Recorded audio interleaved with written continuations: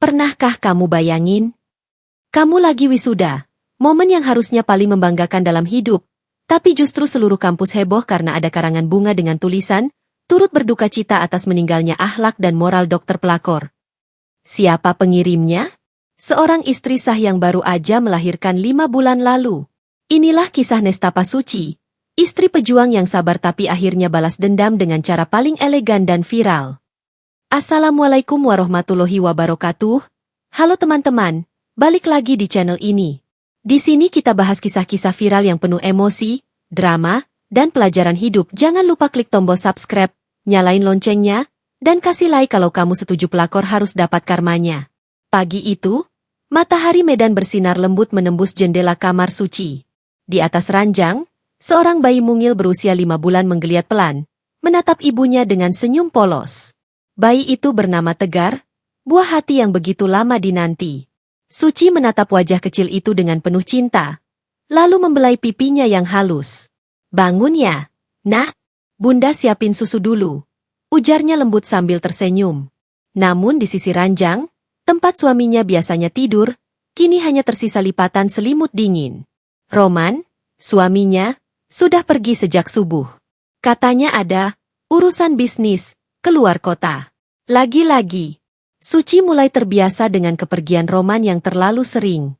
Dulu, setiap kali Roman harus ke Malaysia untuk urusan ekspor produknya, ia selalu berpamitan hangat, mengecup kening Suci, dan berjanji cepat pulang. Tapi sekarang, hanya pesan singkat di ponsel. Tanpa senyum, tanpa pelukan, tanpa tanya kabar. Di meja makan, Suci menyeduh teh hangat sambil menggulir layar ponselnya. Ada pesan dari sahabatnya, Rina, yang kini tinggal di Medan juga. Suci, kok aku sering lihat mobil Abang Roman di sekitar kampus ya? Dia kan bilang ke Malaysia? Suci berhenti meneguk tehnya. Jantungnya berdetak cepat, tapi ia mencoba tenang. Ah, mungkin cuma mirip, pikirnya menenangkan diri. Ia tak mau berburuk sangka.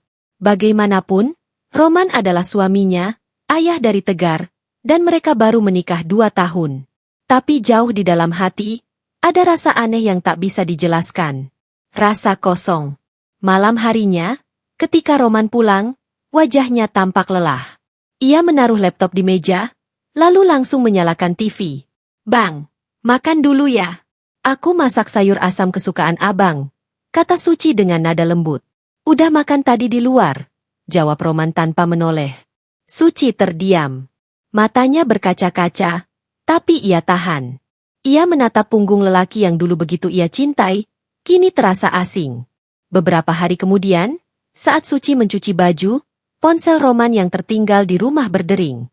Sebuah notifikasi muncul di layar, Sarah. Bibir Suci bergetar. Ia tahu Roman punya banyak relasi bisnis. Tapi kenapa emoji hati? Tangannya gemetar saat membuka pesan itu. Di layar tertulis, "Makasih ya, Bang, udah temenin aku makan malam. Aku deg-degan mau koas, doain aku ya." Dunia Suci seakan berhenti berputar. Air matanya menetes tanpa suara. Bayi kecilnya menangis dari kamar, seolah ikut merasakan luka ibunya. Suci buru-buru menghapus air mata dan menggendong Tegar. "Aku harus kuat. Nah, Bunda nggak boleh nangis depan kamu," bisiknya sambil mencium kening anaknya. Malam itu, ketika Roman tidur, Suci menatap wajah suaminya yang tampak tenang. Di balik ketenangan itu, ada pengkhianatan yang ia sembunyikan rapat. Suci menutup matanya, memeluk anaknya erat, dan berdoa lirih. "Ya Allah, kalau memang benar dia selingkuh, tunjukkan aku jalan. Tapi kalau cuma prasangka, jagalah rumah tangga ini." Hari demi hari berlalu, namun sikap Roman makin berubah. Ia jarang pulang, sering marah tanpa alasan, bahkan mulai membawa aroma parfum wanita yang tak dikenal. Hingga suatu sore, Suci duduk di teras rumah sambil menatap langit sore. Rina datang membawa kabar yang membuatnya sulit bernapas. "Suci, aku nggak mau kamu kaget, tapi aku lihat langsung. Roman makan bareng sama cewek itu. Cantik, masih muda, kayak mahasiswi. Mereka kelihatan deket banget." Suci terdiam lama. Angin sore berhembus pelan, tapi hatinya terasa seperti ditusuk ribuan duri. "Aku cuma pengen tahu kebenarannya," ucapnya lirih. Rina mengangguk. Kalau kamu mau, aku bantu cari tahu siapa dia. Dari sinilah semuanya mulai berubah. Suci yang dulu lembut dan pasrah, kini menyiapkan hatinya untuk kenyataan pahit. Ia mulai menyelidiki, mengikuti setiap jejak Roman dan akhirnya, satu nama mulai muncul dalam daftar kontak Roman, dalam struk pembayaran restoran mahal, dalam foto-foto yang dikirim diam-diam oleh teman Rina, Sarah Anindya, seorang mahasiswi kedokteran. Nama itu akan menjadi awal dari badai besar dalam hidup Suci. Badai yang akan mengubah cinta menjadi luka, kesabaran menjadi kekuatan, dan kesedihan menjadi dendam yang elegan. Aku akan buktikan, Bang, bisik Suci di depan cermin. Aku bukan istri yang lemah. Tapi kalau kau memilih menyakiti, aku akan melawan. Dengan caraku. Malam itu, setelah tegar terlelap, Suci duduk di ruang tamu sambil menatap layar laptop. Ia baru saja meminta bantuan sahabatnya, Rina, untuk mencari tahu siapa sebenarnya Sarah Anindya, nama yang muncul di ponsel suaminya. Rina yang bekerja sebagai admin di salah satu fakultas universitas negeri di Medan punya akses dan jaringan yang luas. Hanya butuh 1 malam untuk mendapatkan jawaban. Aku nemu. Suara Rina terdengar di telepon. Sarah Anindya, mahasiswi kedokteran tingkat akhir. Lagi persiapan koas dan wisuda tahun ini. Kamu yakin? Suara Suci bergetar. Yakin banget. Dan dia sering dijemput mobil Fortuner hitam plat BK itu. Aku cek, platnya sama kayak mobil Abang Roman. Dunia Suci seketika berhenti. Ia menutup mulutnya agar tangis tak terdengar, sementara air matanya menetes membasahi bantal kecil di pangkuannya. Ya Allah, gumamnya lirih. Tega kali dia sama aku. Keesokan harinya, Suci menatap wajah bayinya yang sedang tertawa kecil di ranjang. Nak, kalau bukan karena kamu, Bunda mungkin udah nyerah, katanya lembut sambil mencium kening tegar. Namun di dalam hatinya, api kecil mulai menyala. Bukan sekadar rasa sakit, tapi tekad untuk menemukan kebenaran dengan matanya sendiri. Beberapa hari kemudian, Suci meminta Rina menemaninya ke sekitar kampus tempat Sarah kuliah. Mereka duduk di sebuah warung kecil di seberang gerbang kampus, berpura-pura sedang menunggu teman. Dan di sanalah, dari kejauhan, Suci melihatnya. Seorang gadis muda berambut panjang, memakai jas putih dokter muda, berjalan sambil tersenyum di samping seorang pria. Pria itu, Roman, tangannya menggenggam tangan Sarah dengan santai, seolah-olah tidak ada dosa di dunia ini. Suci menatap pemandangan itu dalam diam. Rina menatapnya dengan wajah cemas. Kamu mau aku samperin mereka? Nggak usah, jawab Suci pelan. Aku udah lihat yang cukup. Hatinya hancur, tapi matanya dingin.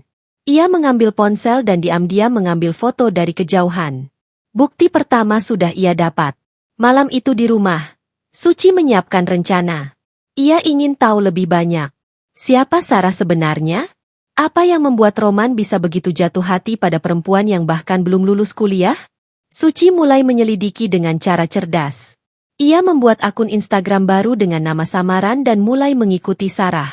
Sarah sering mengunggah foto-foto mewah. Makan malam di restoran mahal, tas bermerek, jam tangan baru. Di salah satu postingan, Sarah menulis caption, "Thank you for everything, my biggest supporter hati merah 2, dan di kolom komentar, hanya satu akun yang selalu memberi emoji hati, akun Roman. Setiap kali membaca komentar itu, dada Suci serasa ditusuk. Ia tak menyangka lelaki yang dulu mengajarinya arti kesetiaan kini menulis, "Love," untuk perempuan lain di depan semua orang. Rina datang ke rumah sambil membawa beberapa lembar kertas print out. Ini, aku dapat alamat kosnya. Dekat banget sama kampus. Aku juga dapat kabar, Roman sering nginep di sana. Nginep? Suara Suci meninggi, tapi ia buru-buru menutup mulut agar tegar tidak terbangun. Malam itu, Suci menatap alamat kos itu lama sekali. Di depan matanya, ia terbayang Roman tersenyum manis pada perempuan lain. Sementara dirinya begadang mengurus anak yang menangis tengah malam. 2 malam kemudian, dengan bantuan 2 teman Rina, Suci memutuskan untuk mendatangi kos itu. Ia tidak membawa amarah, hanya kebenaran. Saat tiba di depan kos sederhana berlantai 2, lampu di salah satu kamar menyala terang.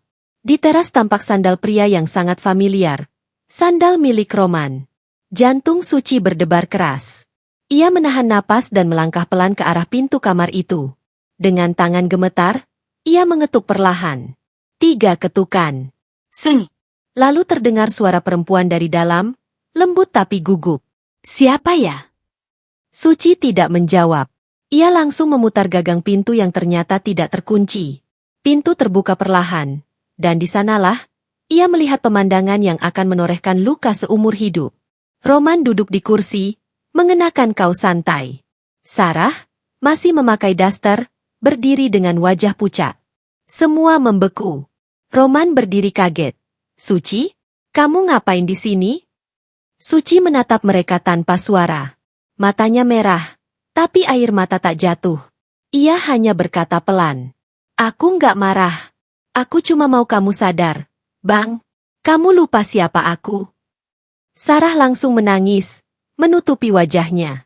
Maaf, Kak Suci, aku nggak bisa jauh dari Bang Roman. Aku sayang sama dia. Suci menatapnya dengan tajam.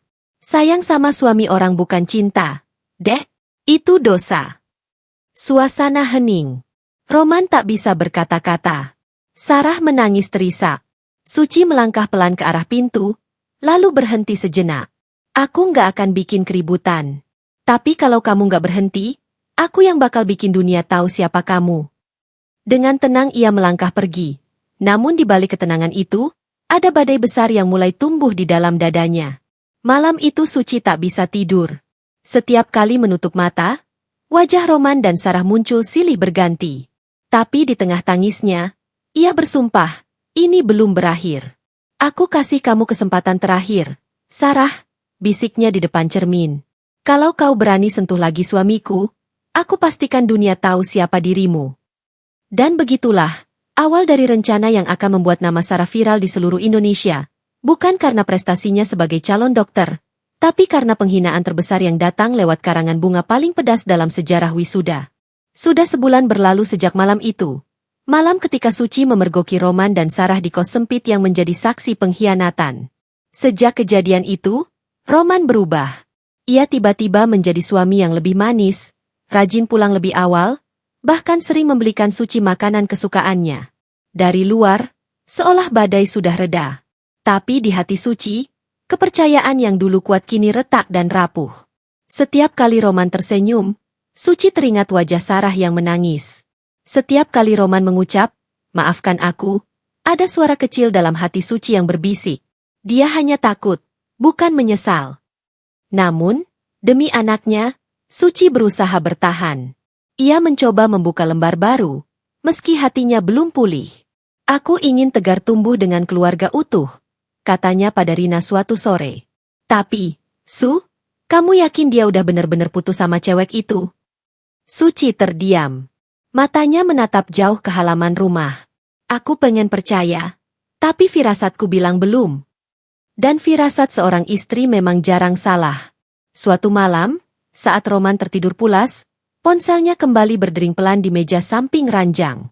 Suci menatap layar itu, nama yang muncul membuat napasnya tercekat, Sarah Anindya. Tangan Suci gemetar, tapi rasa penasaran mengalahkan segalanya. Ia membuka pesan itu. Bang, aku udah dapet jadwal wisuda. Makasih ya udah bantu semua biayanya. Aku nggak tahu gimana cara balasnya selain terus sayang sama abang. Di bawah pesan itu, ada foto Sarah memakai jas putih dokter muda dengan senyum bahagia. Suci menutup ponsel itu dengan tangan dingin. Jadi, selama ini, dia masih nyembunyiin semuanya, gumamnya lirih. Air matanya mengalir. Tapi kali ini bukan karena sedih. Ada sesuatu yang berbeda, campuran antara marah, kecewa, dan tekad yang tumbuh pelan-pelan. Keesokan harinya, Suci memutuskan untuk mengikuti Roman diam-diam. Ia menunggu sampai suaminya berangkat ke kantor. Dengan motor tua milik Rina, Suci mengikuti dari kejauhan. Roman tidak menuju kantornya.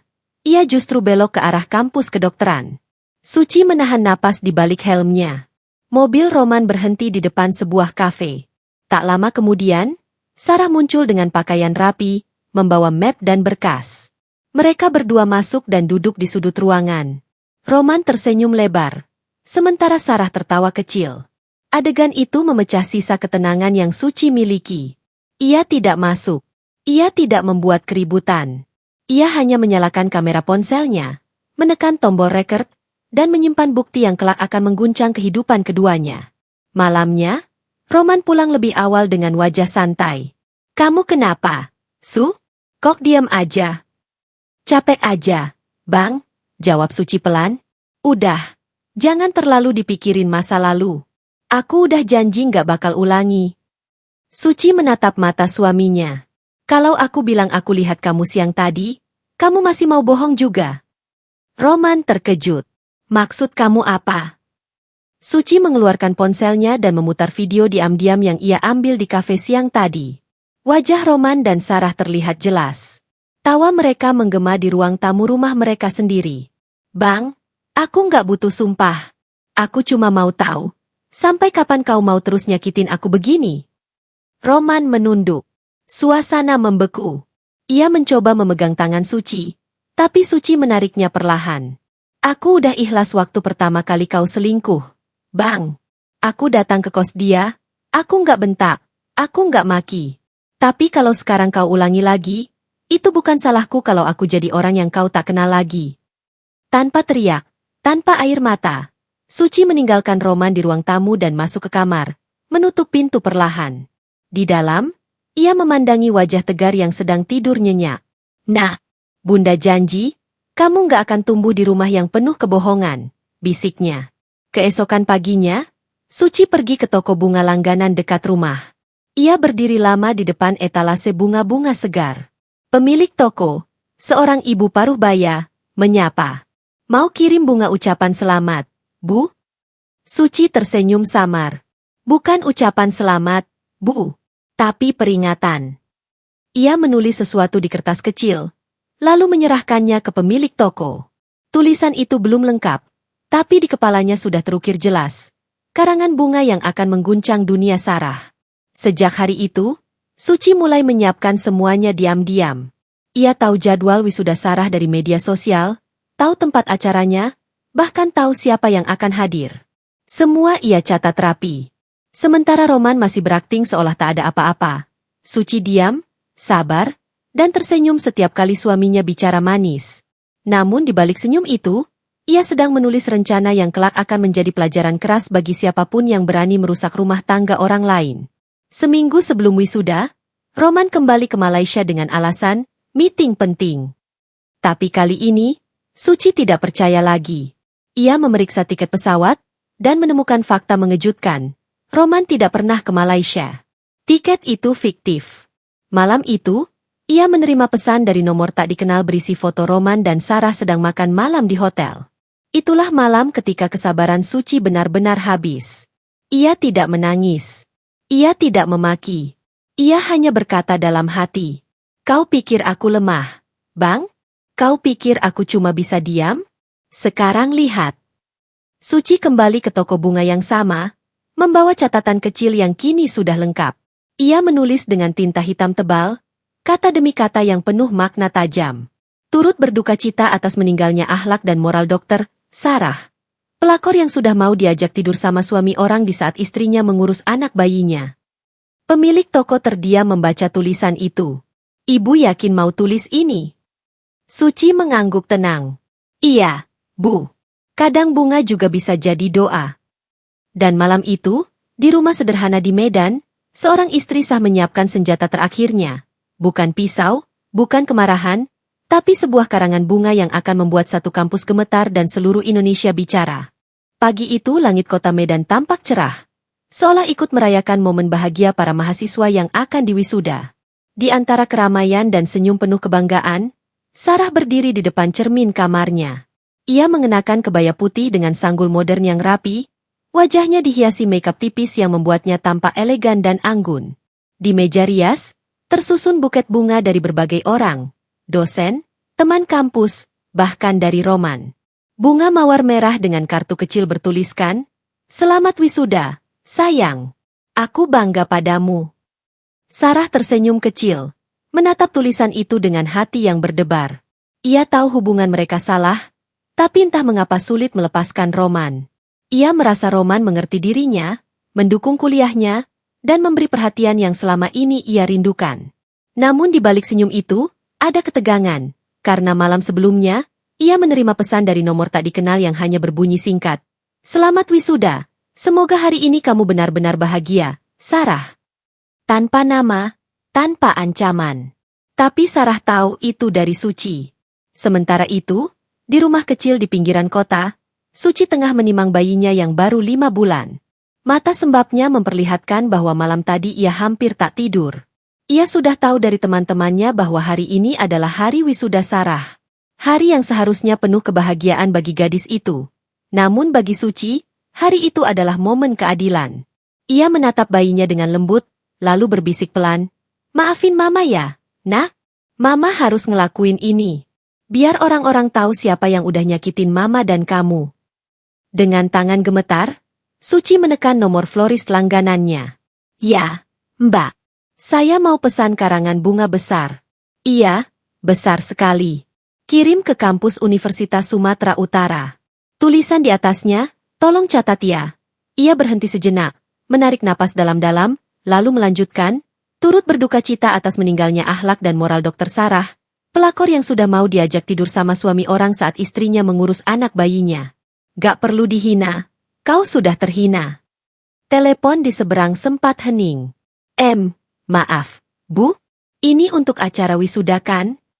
"Iya," jawab Suci dingin. "Dan pastikan karangannya dipajang di depan gedung utama. Jangan sampai salah tempat." Pukul 9 pagi, aula kampus mulai penuh. Para orang tua, keluarga, dan mahasiswa tampak bersemangat. Musik gamelan modern terdengar lembut mengiringi prosesi. Sarah duduk di barisan depan, jantungnya berdebar penuh haru. Ia sudah membayangkan foto-foto wisudanya akan viral di media sosial, penuh ucapan selamat. Namun, semua itu berubah dalam sekejap. Sekitar pukul 10, truk florist berhenti di depan gerbang kampus. Para mahasiswa dan tamu yang lewat spontan memperhatikan karangan bunga besar berwarna mencolok yang bertuliskan kata-kata mengejutkan. Tak butuh waktu lama sebelum beberapa mahasiswa memotret dan menyebarkannya ke media sosial. "Gila! Lihat ini, karangan bunga buat siapa? Itu nama Sarah, kan? Sarah calon dokter itu? Ya ampun, ini beneran dari istri sahnya." Beberapa menit kemudian, foto itu menyebar ke Twitter, TikTok, dan Instagram. Judul-judul nyinyir bermunculan, "Wisuda tapi dihantam karma. Karangan bunga paling sadis di hari wisuda. Dokter pelakor viral di Medan." Sarah yang awalnya belum tahu, masih tersenyum memegang toga dan buket bunganya. Tapi saat seorang teman berlari panik sambil menunjukkan layar ponsel, wajahnya langsung pucat. "Sarah, ini kamu, kan?" Ia menatap layar itu, tubuhnya mendadak lemas. Kamera dari berbagai arah mulai menyorot, beberapa mahasiswa berbisik-bisik. Bahkan dosen pembimbingnya memandang dengan ekspresi tak percaya. Sarah berusaha tetap tegar, tapi tangannya gemetar. Bukan aku," gumamnya pelan. Namun tulisan di karangan bunga itu terlalu jelas, terlalu menyakitkan untuk dibantah.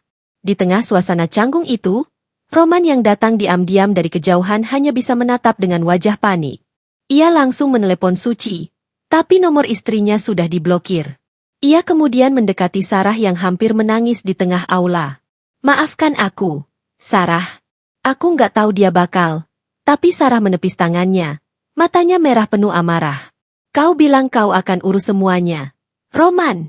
Sekarang lihat, aku jadi bahan hinaan satu kampus." Di sekeliling mereka, beberapa mahasiswa mulai mengambil video. Roman buru-buru menarik Sarah ke mobil untuk menghindari perhatian publik. Tapi semuanya sudah terlambat. Dalam hitungan jam, nama Sarah menjadi trending topik nasional. Sementara di rumah, Suci duduk di depan TV sambil memangku bayinya. Ia menatap layar yang menayangkan berita dari portal online lokal. Foto karangan bunga itu terpampang besar, lengkap dengan caption, "Istri sah kirim karangan bunga ke pelakor saat wisuda. Viral di Medan." Air mata Suci menetes, bukan karena puas, tapi karena lelah. Ia tak pernah ingin hidupnya jadi bahan tontonan publik. Tapi ia ingin dunia tahu luka seorang ibu muda yang dikhianati di saat ia berjuang sendirian merawat bayi kecilnya. Ia memeluk tegar erat-erat. Biar Mama dihina, biar dibilang kejam, Tapi Mama cuma mau kebenaran. Orang yang hancurin keluarga Mama harus tahu rasanya malu. Namun jauh di lubuk hatinya, ada perasaan kosong. Ia tahu ini belum berakhir. Karena setelah viralnya kasus itu, hidup mereka bertiga tidak akan pernah sama lagi. Siang itu, seluruh dunia maya seolah meledak. Foto karangan bunga dengan tulisan, turut berduka cita atas meninggalnya akhlak dan moral Dr. Sarah, menyebar di setiap platform, dari Facebook, Twitter, TikTok, hingga Instagram. Dalam waktu kurang dari 3 jam, tagar pelakor wisuda, Sarah dokter viral, dan Suci istri sah menjadi trending topik nasional. Komentar-komentar bermunculan ribuan setiap menitnya. Gila! Istri sah ini berani banget. Salut buat Suci. Udah sabar tapi disakiti terus. Sarah sih pantes kena begini, udah calon dokter kok moralnya busuk.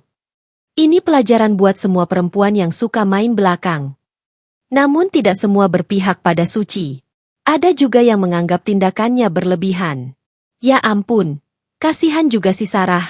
Ini kan aib, gak usah diviralin begini. Dua-duanya salah, suaminya juga harus disalahin. Jangan main hakim di medsos. Guys, kita nggak tahu cerita lengkapnya. Tapi seperti biasa, dunia maya lebih suka drama ketimbang kebenaran. Nama Suci langsung melesat jadi simbol, istri sah yang berani melawan pelakor. Sementara Sarah, yang seharusnya disambut dengan tepuk tangan di hari wisudanya, justru menjadi bahan olok-olok publik. Malam harinya, berbagai portal berita online menulis artikel serupa. Istri sah kirim karangan bunga ke pelakor saat wisuda. Netizen heboh. Kisah Suci, ibu muda Medan yang balas dendam dengan cara elegan. Sarah, calon dokter viral karena disindir lewat karangan bunga. Bahkan akun gosip besar dengan jutaan pengikut ikut mengunggah foto karangan bunga itu. Dalam waktu singkat, kolom komentar mereka dibanjiri ribuan respons. Banyak selebgram dan influencer ikut menanggapi. Ada yang menyanjung keberanian Suci, ada pula yang mengkritik bahwa balas dendam seharusnya tidak dilakukan secara publik. Sementara itu, di rumah kontrakan kecilnya, Suci hanya menatap layar ponsel. Ia tidak menyangka semuanya akan seheboh ini. Pesan-pesan masuk tak berhenti, dari teman SMA, dari rekan arisan, bahkan dari orang tak dikenal yang mengaku ingin memberinya dukungan. Bu Suci, kami salut sama keberanian Ibu. Semangat, Kak. Ibu kayak gini harus jadi contoh buat perempuan lain. Namun di balik rasa lega, ada juga perasaan takut. Karena semakin viral, semakin banyak orang menggali identitas dirinya dan bayinya. Suci memeluk Tegar yang sedang tertidur, sambil berbisik lirih, Mama nggak mau kamu tumbuh di dunia penuh kebohongan. Nak, tapi Mama juga nggak nyangka semuanya bakal kayak gini. Di sisi lain kota, Sarah duduk di pojok kamarnya. Ia belum makan sejak pagi. Semua pesan yang masuk ke ponselnya berisi hinaan dan ejekan. Pelakor pantes dipermalukan. Calon dokter tapi gak punya moral. Semoga ijazahmu dicabut, Sarah. Ia menatap cermin, wajahnya sembab. Semua rencana masa depan yang sudah ia susun, kerja di rumah sakit, lanjut spesialis, membanggakan orang tua, kini runtuh dalam sehari. Bahkan universitasnya mulai menerima laporan dari publik yang meminta agar nama Sarah diperiksa oleh etik kampus. Telepon berdering, dan di layar muncul nama, Mama. Dengan suara gemetar, Sarah menjawab, Iya, MA. Sarah, Mama lihat beritanya. Ini maksudnya apa? Siapa perempuan yang kirim bunga itu? Sarah tak mampu menjawab, hanya menangis. Maaf, MA. Aku salah. Aku benar-benar salah. Tangis di seberang telepon pecah. Kamu bikin malu keluarga. Sarah, Papa sampai gak berani keluar rumah. Semua orang nanya-nanya. Malam itu, Sarah menutup semua akun media sosialnya. Tapi penyesalan sudah tak berguna. Internet tak pernah lupa. Roman pun tak luput dari badai. Di grup bisnis dan lingkaran rekanan, namanya jadi bahan pembicaraan. Itu Roman kan yang istrinya viral ngirim bunga. Waduh, bisa rusak reputasi perusahaannya. Beberapa investor bahkan mulai menarik diri. Image Roman sebagai pengusaha muda sukses kini tercoreng. Ia mencoba menghubungi Suci berkali-kali, tapi selalu gagal. Akhirnya ia nekat datang ke rumah, mengetuk pintu dengan wajah kusut. Suci, buka pintunya. Kita bisa bicara baik-baik, sayang. Namun yang menjawab hanyalah suara dingin dari balik pintu. Udah nggak ada yang perlu dibahas lagi, Bang. Semua orang udah tahu kelakuan abang. Aku udah capek ditipu. Roman hanya berdiri terpaku. Di matanya terlihat penyesalan yang dalam, tapi juga ketakutan. Karena ia tahu, sekali reputasi rusak, dunia bisnis tidak akan mudah memaafkan. Keesokan harinya, wartawan mulai berdatangan ke depan rumah Suci. Ada yang ingin wawancara, ada yang sekadar mengambil foto. Suci panik. Ia tak pernah ingin jadi terkenal, apalagi dengan cara seperti ini. Salah satu wartawan berseru, "Bu Suci, bener ibu yang kirim bunga itu? Apa motif ibu?" Suci menunduk, menutupi wajahnya dengan jilbab. "Saya cuma perempuan biasa yang disakiti. Saya nggak mau komentar apa-apa lagi." Namun justru sikap diamnya membuat netizen semakin kagum. Akun-akun motivasi perempuan mengangkat kisahnya sebagai simbol perempuan kuat yang melawan tanpa kekerasan. Suci mulai mendapat tawaran wawancara dari podcast, televisi, dan media online. Teman-temannya menyarankan agar ia memanfaatkan momen itu. "Suci, kamu bisa jadi inspirasi banyak orang. Loh, ceritain aja dari sisi kamu." Tapi Suci tahu, setiap kali ia membuka luka itu di depan kamera, hatinya berdarah lagi. Ia hanya ingin hidup tenang bersama anaknya. Namun di balik semua perhatian publik, ada badai yang lebih besar menanti. Sarah, yang sudah hancur reputasinya, mulai mendapat tekanan dari keluarganya untuk menuntut balik. "Apa kamu mau diam aja, Sarah?" kata ibunya dengan nada marah. "Perempuan itu udah mempermalukan kamu di depan publik. Kamu harus lapor polisi." Sarah hanya terdiam. Ia tahu Suci tidak berbohong.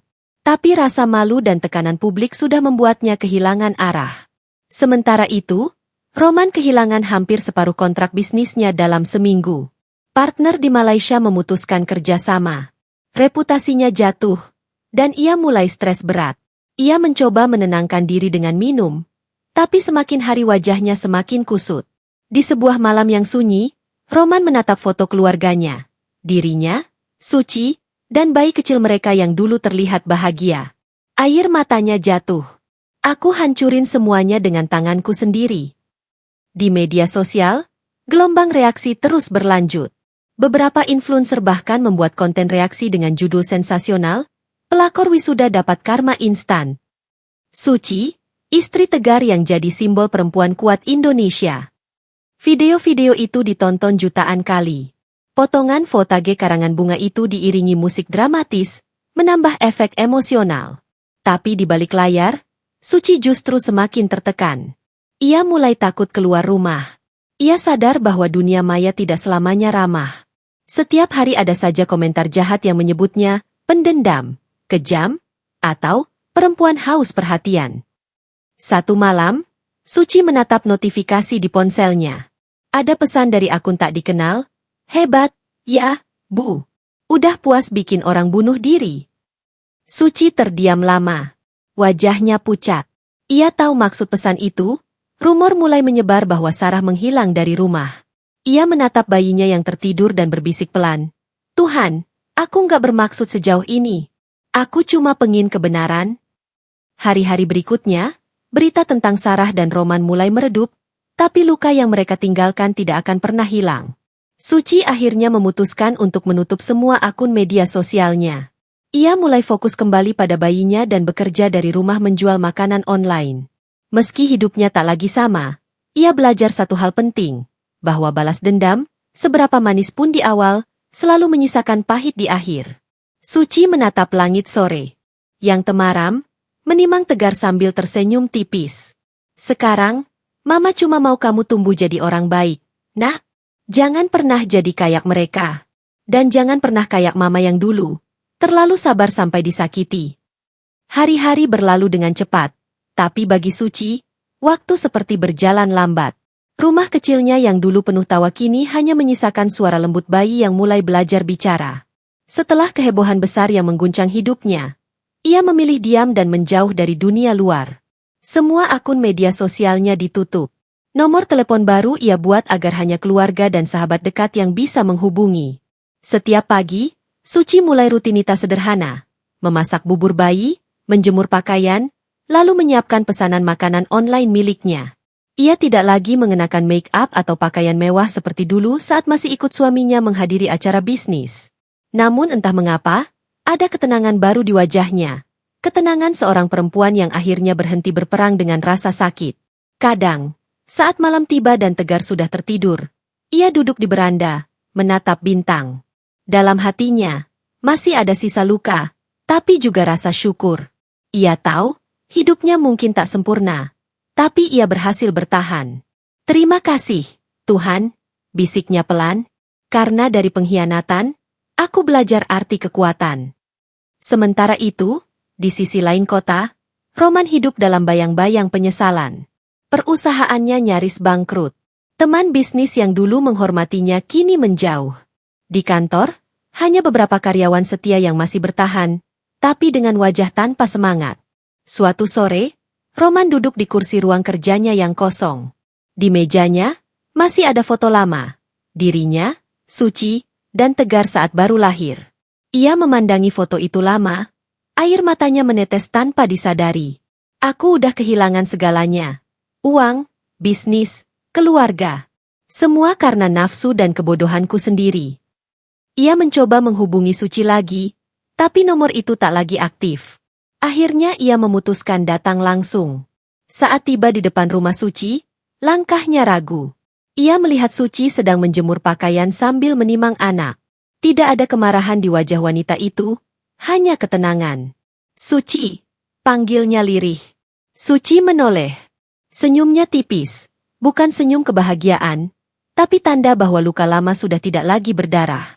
Abang masih ingat jalan ke sini rupanya. Katanya pelan. Roman menunduk. Aku cuma mau minta maaf, Suci. Aku udah hancur. Aku nyakitin kamu, nyakitin anak kita. Suci menatapnya lama, lalu menjawab lembut. Aku udah maafin, Bang. Tapi maaf itu bukan berarti aku mau balik. Aku cuma mau hidup tenang sekarang. Ucapan itu membuat Roman terisak. Ia tahu tak ada yang bisa ia perbaiki lagi. Semua yang ia cintai sudah pergi. Di tempat lain, Sarah masih berjuang memulihkan hidupnya. Setelah sempat menghilang selama beberapa minggu, ia akhirnya kembali ke rumah orang tuanya di luar kota. Rambut panjangnya kini dipotong pendek. Ia jarang bicara, lebih banyak berdiam diri dan menulis di jurnalnya. Suatu hari, ia membuka laptop dan melihat folder berisi semua fotonya dengan Roman. Foto-foto yang dulu ia anggap kenangan indah. Tanpa pikir panjang, ia hapus satu persatu. Setiap klik, delete, terasa seperti beban yang lepas dari dada. Aku udah cukup dihukum, gumamnya pelan. Sekarang saatnya aku belajar jadi manusia baru. Ia mulai ikut program relawan di panti asuhan. Di sana, ia menemukan kembali rasa damai yang hilang. Melihat anak-anak kecil tersenyum, Sarah sadar, kesalahan masa lalu tidak harus menghapus masa depan. Ia bahkan menulis surat yang tak pernah dikirim untuk Suci. Suci, aku tahu maafku mungkin gak akan cukup. Aku bukan cuma menghancurkan pernikahanmu, tapi juga kepercayaanku pada diriku sendiri. Tapi terima kasih karena pernah mengingatkanku akan batas moral. Aku berjanji gak akan ganggu hidupmu lagi. Aku doakan kamu dan anakmu bahagia. Surat itu ia lipat, lalu bakar pelan. Abu kertas itu beterbangan, seperti simbol dari masa lalu yang akhirnya dilepaskan. Beberapa bulan kemudian, media sudah melupakan semua kisah mereka. Dunia maya yang dulu ribut kini beralih ke drama baru. Namun bagi 3 orang yang pernah terjebak dalam badai itu, hidup mereka berubah selamanya. Suci mulai membuka usaha kecil, menjual makanan bayi organik buatan sendiri. Ia memberi nama mereknya, Tegar Home Made. Terinspirasi dari anaknya yang menjadi alasan ia tetap kuat. Bisnisnya pelan tapi pasti tumbuh karena kualitas dan kejujuran yang ia jaga. Banyak ibu muda yang menjadi pelanggannya. Suatu hari, seorang pelanggan mengirim pesan. Bu Suci, saya baru tahu ibu dulu sempat viral. Tapi saya kagum karena ibu bangkit tanpa dendam. Saya jadi semangat lagi buat hidup. Suci tersenyum membaca pesan itu. Ia membalas singkat. Terima kasih. Kadang luka bisa jadi guru terbaik. Di malam yang sama, Suci menatap Tegar yang sudah bisa berdiri sambil tersenyum. Ia merasa hidupnya akhirnya menemukan arah. Tak lagi dipenuhi amarah, tapi ketenangan. Di suatu kesempatan, tanpa sengaja, Suci dan Sarah kembali bertemu. Bukan dalam drama, tapi dalam diam yang damai. Pertemuan itu terjadi di rumah sakit anak, tempat Suci membawa Tegar yang demam ringan, sementara Sarah sedang menjalani program kerja sosial. Saat pandangan mereka bertemu, suasana seketika hening. Tak ada kata-kata kasar, tak ada air mata. Hanya dua perempuan yang pernah saling menyakiti tapi kini sudah sama-sama belajar dari masa lalu. Sarah tersenyum kecil. Tegar lucu banget. Sehat-sehat ya, Dek. Suci mengangguk pelan. Terima kasih, Sarah. Semoga kamu juga sehat dan tenang. Itu saja. Tapi entah kenapa, kata-kata itu terasa lebih kuat dari 1000 permintaan maaf. Dua jiwa yang dulu dipenuhi amarah kini belajar berdamai. Bukan dengan orang lain, tapi dengan diri sendiri. Malam itu, Suci kembali duduk di beranda sambil menatap langit. Angin malam terasa lembut, membawa kenangan yang sudah tak menyakitkan lagi. Ia menulis di buku catatannya. Kehidupan bukan tentang siapa yang salah dan benar, tapi siapa yang mau belajar dari luka. Aku pernah jadi perempuan yang disakiti, tapi juga pernah jadi perempuan yang marah. Kini aku ingin jadi perempuan yang memaafkan. Suci menutup bukunya, lalu tersenyum. Ia memeluk Tegar yang datang sambil membawa boneka kecil.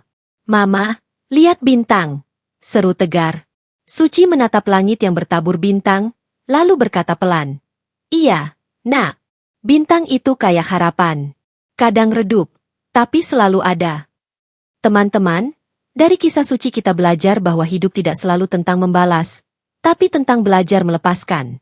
Kadang, yang paling kuat bukanlah mereka yang menang dalam pertengkaran, tapi yang bisa tetap berdiri meski hatinya pernah hancur. Kalau kamu pernah disakiti, ingat, kamu bisa bangkit tanpa harus menghancurkan orang lain.